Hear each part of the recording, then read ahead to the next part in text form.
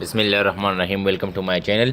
जिस तरह हमने मेंटेनेंस के टाइप्स स्टार्ट किए थे, तो आज हमारे पास जो मेंटेनेंस का सेकंड लास्ट टाइप है वो है what is condition based maintenance. In short हम CBM भी कहते हैं कि कंडीशन बेस्ड मेंटेनेंस हमारे पास क्या है।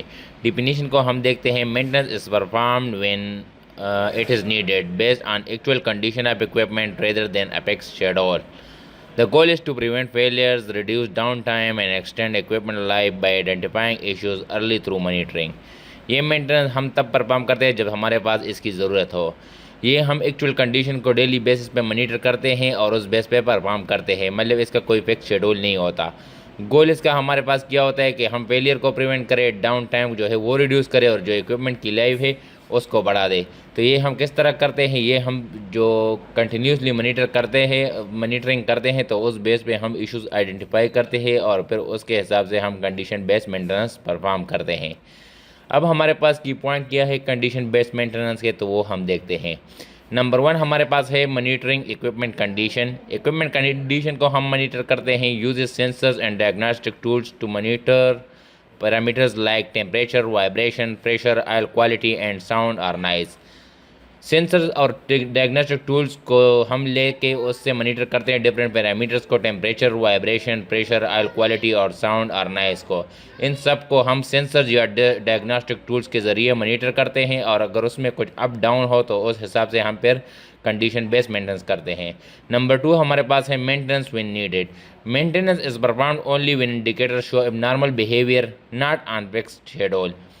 ये मेंटेनेंस हम तब परफॉर्म करते हैं जब हमारे पास जो इंडिकेटर है, सेंसर जो डेटा सेंस करता है और फिर जो इंडिकेटर है उस पर हमें एबनॉर्मेलिटी शो हो जाए, तो उस हिसाब से फिर हम ये मेंटेनेंस करते हैं, मतलब इसका कोई फिक्स शेड्यूल नहीं होता। नंबर 3 जो है रिड्यूस इज अननेसेसरी मेंटेनेंस। इससे हमारे पास अननेसेसरी मेंटेनेंस जो है वो रिड्यूस हो जाता है। तो save time and cost by avoiding routine maintenance when it's not needed.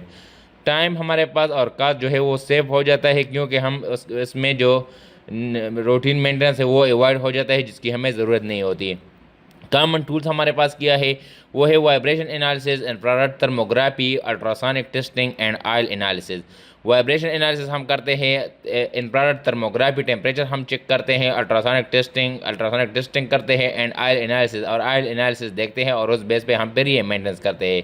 अगर वाइब्रेशन, टेम्परेचर, ऑयल, इस क्वालिटी, इन सब चीज़ों में कोई अप डाउन हो तो उस हिसाब से हम फिर देखते हैं कि हमें मेंटेनेंस की ज़रूरत है कि नहीं, तो उस हिसाब से जो हम मेंटेनेंस करते हैं उसे फिर हम कंडीशन बेस्ड मेंटेनेंस कहते हैं।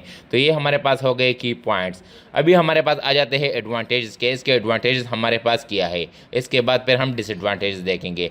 तो नंबर 1 एडवांटेज है कि इंक्रीज इक्विपमेंट लाइफ। इससे हमारे पास जो इक्विपमेंट लाइफ है वो इंक्रीज़ हो जाता है।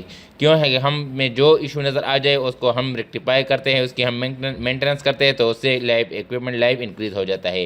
Reduce maintenance cost. हम ये शेड्यूल वाइज मेंटेनेंस नहीं करते, ना रूटीन मेंटेनेंस करते हैं, तो उस वजह से हमारे पास जो मेंटेनेंस कॉस्ट है वो रिड्यूस हो जाता है। नंबर 3 जो है प्रिवेंटेड अनएक्सपेक्टेड ब्रेकडाउन्स।